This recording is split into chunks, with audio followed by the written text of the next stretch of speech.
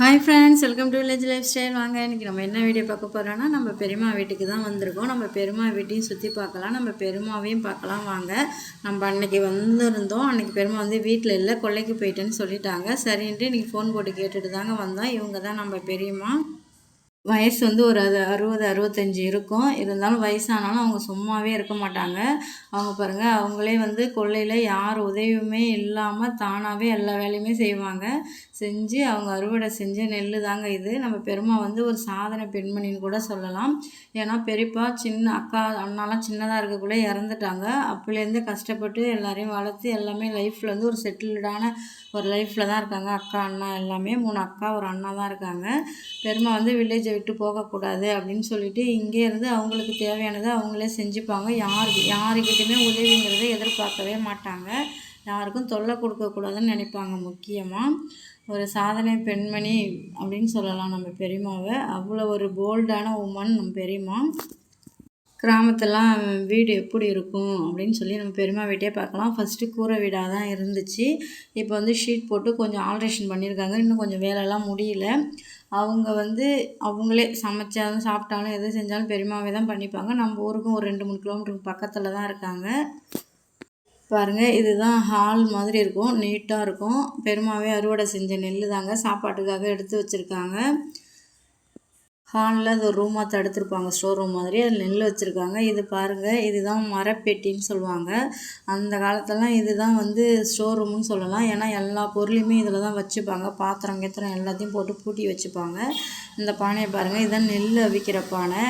வில்லேஜெலாம் வந்து நெல் வந்து நம்மளே நெல் அவிச்சு காய வச்சு அரைச்சி வச்சுப்பாங்க. அந்த நெல் அவிக்கிற பானை தாங்க அது. சீனி மிளகா பாருங்க, பறித்து காய வச்சுருக்காங்க. வீடு கொஞ்சம் கசகசன்னு தாங்க இருக்கும். ஏன்னா பெரியம்மா மட்டும்தான் இருக்காங்க, வயசானவங்க. கொஞ்சம் அட்ஜஸ்ட் பண்ணிக்கிங்க. கரண்டி நிறைய விஷயம் வந்து பெரியம்மாவே செய்வாங்க. வீட்டில் நம்ம சும்மா இருக்கக்கூடாது அப்படின்னு சொல்லிட்டு ஏதாவது ஒரு வேலை செஞ்சுக்கிட்டே தான் இருப்பாங்க. வயசானாலும் சும்மாவே இருக்கவே மாட்டாங்க. முக்கியமாக பிள்ளைங்களுக்கு தொந்தரவு கொடுக்கக்கூடாது அப்படின்னு நினைக்கிறதுல மட்டும் ஸ்ட்ராங்காக இருப்பாங்க பெரியம்மா. அடுத்தது பாருங்கள், அடுத்தது அந்த ஹாலுக்கு உள்ளே வந்து இன்னொரு ஹால் மாதிரி தான் இருக்கும். உள்ளே 3 ரூம் இப்படி நீட்டாக இருக்கும். இது கிச்சன் ரூம் தாங்க. அது பெரியம்மா கிச்சனை பாருங்கள். உள்ள சிலிண்டர் அடுப்பு வச்சுருப்பாங்க, சும்மா தான் வச்சுருப்பாங்க. அது அதிகமாக சமைக்க மாட்டாங்க, ஏதாவது டீ போடுவாங்க. வெளியில் விறகு அடுப்பில் தான் அவங்க சமைப்பாங்க. இதை வாங்கி கொடுத்துருக்காங்க, அக்கா வாங்கி கொடுத்துருப்பாங்கன்னு நினைக்கிறேன். அக்காவும் அண்ணாவும் வேறு வாங்கி கொடுத்துருக்காங்க. சும்மா தான் ஆனால் வச்சுருப்பாங்க. மீன் குழம்பு வச்சுருக்காங்க. என்றைக்கு வச்சாங்கன்னு தெரியல. நேற்று குழம்பு என்னென்னு தெரியல. பழைய குழம்பு தான். மீன் குழம்பு சாப்பாடெல்லாம் இருந்துச்சு. சாப்பிட சொல்லுவாங்க. நம்மளை எப்பயுமே அங்கே போனோம்னா நம்மளை சாப்பிட வச்சு தான் அனுப்புவாங்க. நம்ம ஈவினிங்காக தான் போயிருந்தோம். நம்ம சாப்பிட்டுட்டு தான் போயிருந்தோம், வேண்டான்னு சொல்லிட்டோம். இது ஒரு நடு ஹாலு. அதுக்கு இந்தாண்ட பார்த்திங்கன்னா ஒரு பூஜை ரூமு தாங்க இது. பெருமா சாமி வச்சு கும்பிட்டுட்டு இருப்பாங்க. பாருங்கள், மண் சட்டி இருக்குது பார்த்தீங்களா, வரிசலாக. இதெல்லாம் வந்து பார்த்து ரொம்ப நாள் ஆச்சுன்னு சொல்லலாம். ஏன்னா இப்போ யாருமே மண் சட்டிலாம் யூஸ் பண்ணுறது கிடையாது. மண் சட்டி இதோட பெருமாவோட பொருள் எல்லாம் வச்சுருப்பாங்க. அவங்க சாமி ரூம் கும்பிட்ற ரூம் இது தான். அடுத்து அப்படியே பார்த்திங்கன்னா பின்வாசல்னு இருக்குது. பின்வாசல் பார்த்திங்கன்னா இங்கே ஒரு அடுப்பு போட்டு வச்சுருக்காங்க பெருமா. பாருங்கள், இங்கே ஒரு அடுப்பு இருக்குது. இதெல்லாம் பெரியம்மாவே தான் போடுவாங்க. இந்த ஷெட்டும் பார்த்துட்டிங்கன்னா அவங்களே தான் போடுவாங்க. எல்லா வேலையுமே வீட்டில் வந்து ஒரு முக்கால்வாசி வேலை வந்து அவங்களால முடிஞ்ச வேலையெல்லாம் பெரியம்மாவே தான் செய்வாங்க. விறகு காய வச்சுருக்காங்க. அடுப்பு போடுறது, இந்த கோழி கூண்டு செய்கிறது, இந்த மாதிரி இந்த ஷெட்டுலாம் பார்த்திங்கன்னா அவங்களே குச்சி ஊனி கொஞ்சம் கொஞ்சமாக இருக்கிற பொருள்லாம் சேர்த்து ஏதாவது ஒரு கொட்டா மாதிரி போட்டு வச்சுருக்காங்க. இதுதான் குந்தானின்னு சொல்லுவாங்க. அப்போ இருந்தவங்கலாம் வயசானவங்கலாம் பார்த்துக்கிட்டிங்கன்னா நெல் இதில் போட்டு குத்தி அதில் தான் அரிசி எடுத்து சமைப்பாங்க. இதெல்லாம் இப்போ யாருமே யூஸ் பண்ணுறது கிடையாது. நம்ம பிள்ளைங்கள்ட்டலாம் கேட்டால் அதுக்கு பேர் என்னான்னு தெரியாதுன்னு சொல்லுவாங்க. நானும் அண்ணி தாங்க வந்திருந்தோம் பெரியம்மா வீட்டுக்கு. அண்ணி வந்து நார்த்தங்காய் பறிச்சிட்டு இருந்தாங்க. நான் அப்படியே சுற்றி எல்லாத்தையும் வீடியோ எடுத்துக்கிட்டு பெரியம்மாட்ட பேசிகிட்டே வீடியோ எடுத்துகிட்டே இருந்தேன்.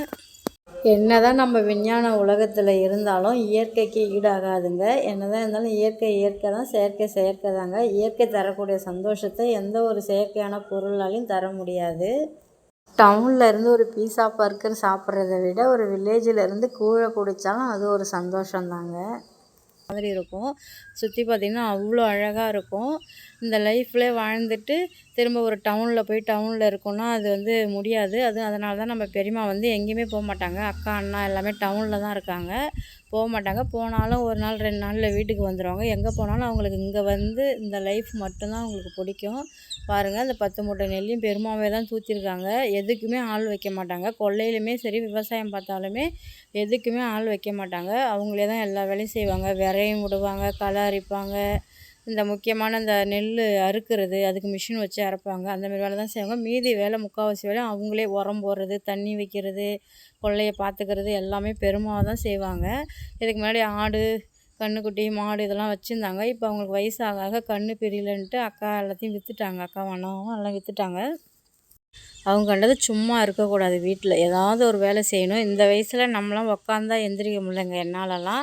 ஆனால் பெரியம்மா வந்து ஒரு நிமிஷம் கூட உட்கார மாட்டாங்க. அந்தமாரி வந்து சாப்பாடு எது இருக்குதோ அதை சாப்பிடுவாங்க. இதுதான் சாப்பிடணுன்னு கிடையாது. அவங்க கையால் செஞ்சது எந்த சாப்பாடாக இருந்தாலும் எனக்கு ரொம்ப பிடிக்கும். சூப்பராக இருக்கும். இருக்கிற பொருளை வச்சு தான் எங்கள் பெரியம்மா சமைப்பாங்க. இருந்தாலும் அந்த சாப்பாடு வந்து அவ்வளோ டேஸ்ட்டாக இருக்கிற மாதிரி இருக்கும்.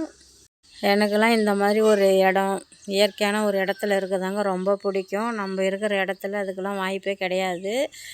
சுற்றி மரம் இருக்கணும், நடுவில் வீடு இருக்கணும், விறகு அடுப்பு இதெல்லாம் வச்சுக்கிட்டு காலையில் எழுந்ததும் அப்படி தான் இருந்தோம் நம்மளும். ஒரு ஒரு 5, 6 வருஷம், ஒரு 10 வருஷம் இதுக்கு முன்னாடிலாம் கூரை வீட்டில் தான் இருந்தோம் நாங்களுமே. அப்போலாம் வந்து ரொம்ப சந்தோஷமாக இருந்தோன்னு சொல்லலாம். இப்போ வீடு பெருசானாலும் சந்தோஷம்லாம் நமக்கு எதுவுமே கிடையாது.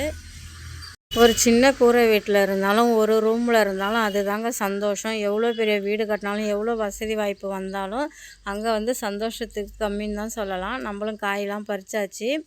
காய் பறிச்சுட்டு பெருமாட்ட பேசிகிட்டு இருந்தேன். ஒரு ஃபங்க்ஷனுக்கு போகணும், அதை சொல்லி பேசிட்டு வாம்மா போவோம் அப்படின்னு சொல்லி கூட்டிகிட்டு இருந்தாங்க. சரி போகக்குள்ளே பேசிக்கலாம் பெருமா அப்படின்னு சொல்லிவிட்டு அப்புறம் அடுத்தது பார்த்துக்கிட்டிங்கன்னா, பெருமாவுக்கு நான் எப்போ வந்தாலுமே பாலும் பிஸ்கட்டு, டீ தூள், சர்க்கரை இது தான் வாங்கிட்டு வருவேன். ஏன்னா நம்ம வீட்டிலேருந்து ஒரு 2 கிலோமீட்டர் பக்கம்தான் இருப்பாங்க பெரியம்மா.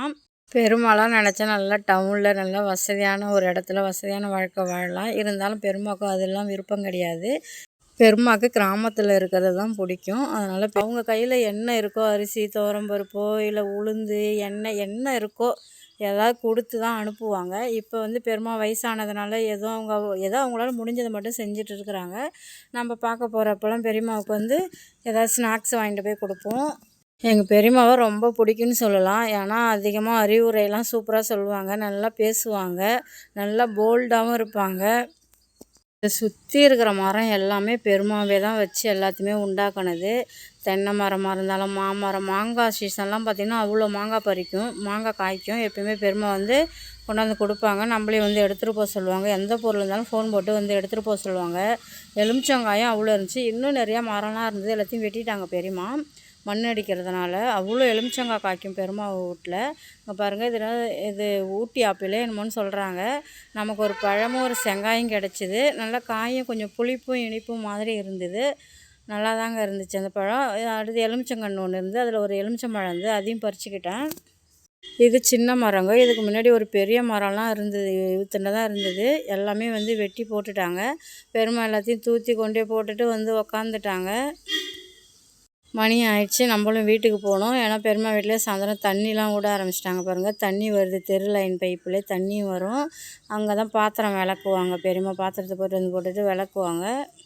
பெருமா வயசானாலும் அவங்க பேச்செலாம் பார்த்திங்கன்னா அவ்வளோ கம்பீரமாக பேசுவாங்க, அவ்வளோ சவுண்டாக பேசுவாங்க, கரெக்டாக பேசுவாங்க. தண்ணி வருது, தண்ணி வந்து போட்டு விட்ருக்காங்க. சரி, பெரியம்மாவோட இன்னொரு அடுப்பு இங்கே தான் வச்சுருக்காங்க. முன்னால் ஒரு மண் அடுப்பு போட்டு வச்சுருக்காங்க பாருங்கள். இங்கே ஒரு அடுப்பு, இதுவும் இவங்களே தான் போடுவாங்க. அதே போல் இந்த கொட்டாஞ்சிலாம் கரண்டி செய்வாங்க, துடுப்பு செய்வாங்க, கரண்டி மாட்டுற ஸ்டாண்டு செய்வாங்க. ஏதாவது அவங்க வீட்டில் இருந்தால் ஏதாவது செஞ்சுக்கிட்டே தான் இருப்பாங்க. நாங்களும் ஒரு மூட்டை காய் வந்துச்சுங்க, ஒரு 25 கிலோ சிப்பம் காய். அன்றைக்கும் அவ்வளோதான் பறிச்சுட்டு போய் எல்லாேருக்கும் கொடுத்தோம்.